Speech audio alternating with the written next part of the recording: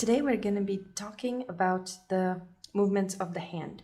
So what do I mean by movements of the hand? So I have my Strathmore Tone sketchbook here, but you can use any pastel paper as long as it's pastel paper, because or you can practice just to give it a go and actually use up some of that printer paper and then move on to the pastel paper if you are afraid to use up and throw out too many sheets of more expensive paper. But anyway, I want to show you some exercises today that you can do to actually loosen up your hand. In pastel, it's very important how your hand moves all the way from the wrist. And for example, there's this amazing American artist, Dawn Emerson. I love her. I watched her workshops on Artist Network and also read her book. So she's amazing. And she works with her full hand, like from the shoulder, like with all of her body. If you look how she works, it's amazing. So I want to show you as far as I can show you right now, because I don't have the proper setup to show you how to work with the whole body, but I want to show you how you can loosen up your wrist. So here I have a soft pastel, and this is a Sennelier. It's like very soft. The first thing that you can do is practice those marks that you're making. So if you're making a mark fully with your pastel stick, this is not a very good one, sorry, just a sec. I'm gonna rub the layer off because it's a new pastel stick. So if you make a mark like this, that's the same almost all throughout. It's not very interesting. So when you want more expressive work, you have to move your pastel slightly. So I'm making pressure on one side, on the other side, and you can see the beautiful marks that it creates. So they're not the same. It creates texture, and you can put more value where you need it. So this is one of the exercises. I actually learned this from one of the Russian pastel artists. And then you can do some twists and turns of your pastel stick to create those interesting marks. Especially this is very useful in leaves and like vegetation when you're drawing, to create those marks that are not all the same. So you can see the texture is different. So each mark is different from one another and the texture is different. But today I wanted to show you how you can do a much more interesting exercise. And this is basically drawing cat shapes. So in this exercise, I wanted to show you how you can practice moving your wrist. And for that, I found some photos. I'm just gonna move through photos of cats. And they are in different positions. Basically, practicing to show proportion and light and shadow with just one stroke of your pastel, and actually showing the object that you're kind of trying to portray. So here I have a kitten who's kind of jumping after a butterfly. And what I'm gonna do is I'm gonna start with one movement and create that kitten. Don't make them too large. So I'm gonna add those ears, which are a feature of a cat. And this way you also learn to actually show the important things in your object. So I'm using my pastel only on its side. I'm not using it on the tip. And such things that are like paws, but they're further away from our main object, the body, no? They have to have accents on them. Our brain is wired in such a way that when we have a dot, thin line, and then another dot, it's going to connect it, and it's going to think that there is a line existing, even if we don't put the line all the way through. So this is another thing about those hard and soft edges in your work. When you are creating the edges that, for example, if we were to draw a circle like so, this is boring. If we were to create a circle that is slightly blurred in some places, it's much more interesting. So our brain is kind of wired to treat these things in a much more interesting way. So getting back to the cat, so if I do this thing with the paws, I'm putting an accent on the tip of the paw, adding some texture to the belly. This pastel stick, I should have taken one that I've used previously. This one I haven't even used it. Then I'm going to the tail. And there we have the legs. There's another leg. So you can see that here, basically, this is just a blob of color, but you can see the silhouette of the cat. And this way, we're kind of creating that feel of the object that you're trying to portray. So for me, the most important thing is that when I'm representing something, to kind of give the sense of that thing, like to portray the feeling that that thing evokes. So I'm not drawing out every single detail, but at the same time with the silhouette, I can show what this thing actually is. Like for example, let's try another cat, and then we try maybe some trees. So here I have a cat that's sitting, so actually two cats, but let's try with the first one. So I'm gonna go with the head, creating those ears, and I'm putting accent on the ears because that's one of the features that's actually making the cat a cat. So here it goes down like so, and then we have the paws. And this is also a good exercise to actually practice your proportions. So then we have the back and the back paws, like so. Then I'm using the pastel still on the same way, and now instead of pressing on this side, I'm pressing it on the other side more. This came out a tubby cat. And here I'm adding those paws. There's the chest area, and here we have the tail with the accent on the tip. So this is our cat sitting. Then we have another cat. This cat is walking. So here, so we have the head, again, ears. That's one of the features of the cats. Then he has this back slumping down like so, and this cat is really tubby. He looks like my Chloe. She's also tubby. So there's the paw, bottom here.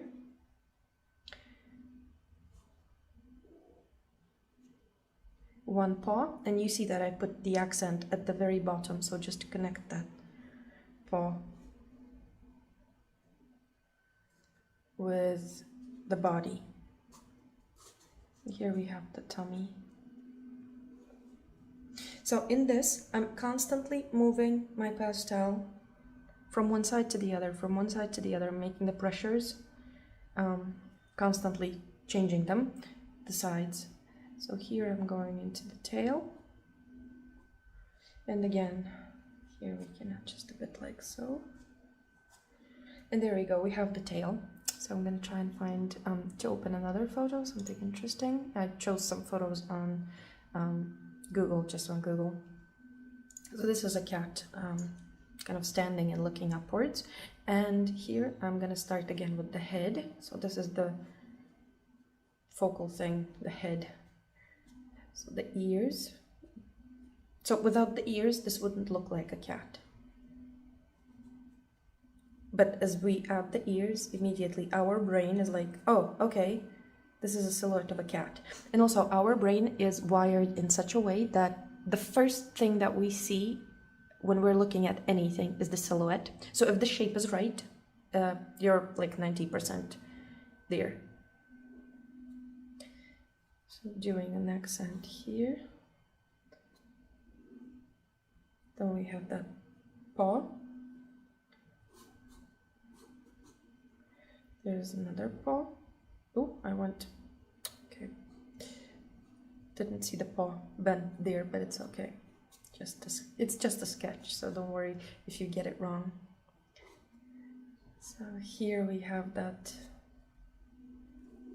neck going. One paw, and the other one goes behind. Just gonna fix those ears a bit so that it looks like a cat. So there you go, another cat.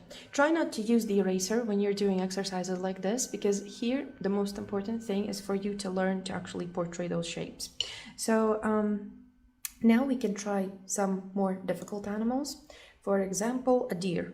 So here I'm gonna leave this, or actually let's do another cat, there's some space. Let's do another cat here, and then we can move on to the deer. So I have a cat lying down, and it's gonna fit perfectly here. So I have the head, the nose in profile, one ear, second ear. And this exercise is really good because it's going to show you how to portray the silhouette. You are going to start looking at those shapes instead of looking at the details.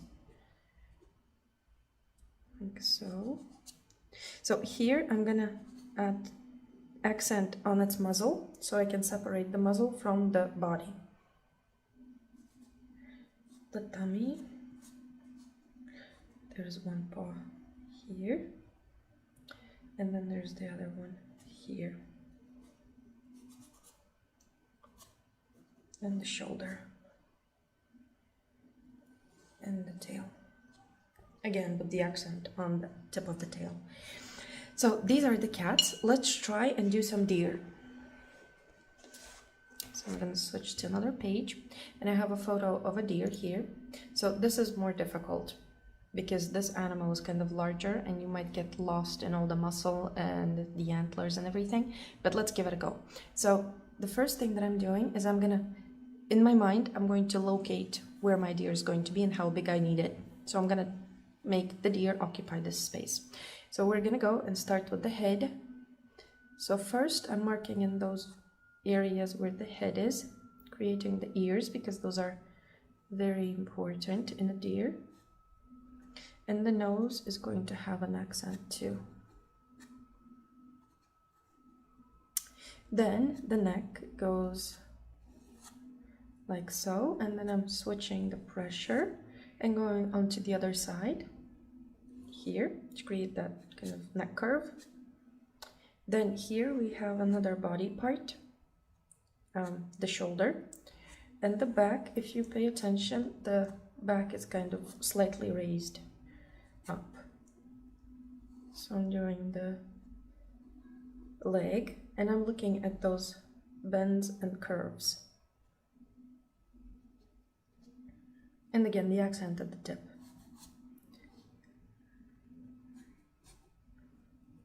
Here I'm putting some more value on the areas that I see have shadow on them. So here I have to move it a bit to the right because his other leg is going kind of away. So here we have that shoulder separating. So for this, any images online will do.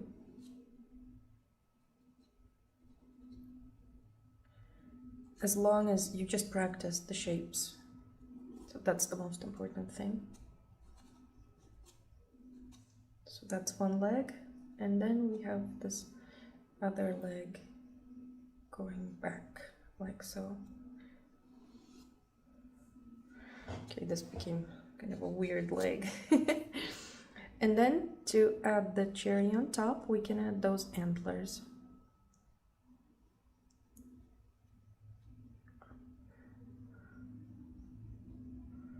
And one goes here, and the same thing goes there.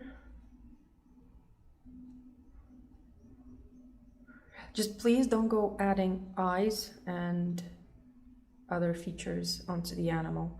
Here in this exercise, we're working with the shape. So let's try another deer. Also, another thing I wanted to add is that you need a soft pastel for this. Rembrandts will also do, but the softer usually the better, as you won't have to press as hard. So here, let's see, I'm gonna find, oh, this is a very beautiful photo. This one doesn't have the antlers, but it has very strong light and shadow. So I'm gonna make it just a bit smaller this time. So here I have the face, accent on the muzzle because it's quite dark, the ear,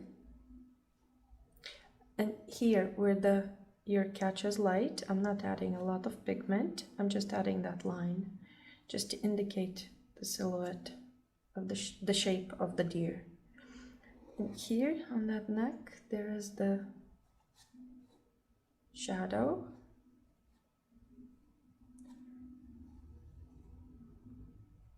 Here we have the back.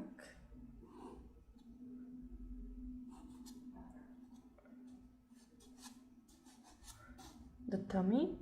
Here I see more darkness on his back. So if you want to take it further, it's good to add more pastel, more darker pastel, to areas where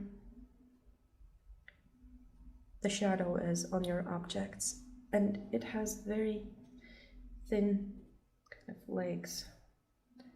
This deer here, like so. And then there's this back leg that is standing straight. And then we have another leg, so this one is going to have more accent on it. And this back leg is going to be less accented, with the accent only on the bottom.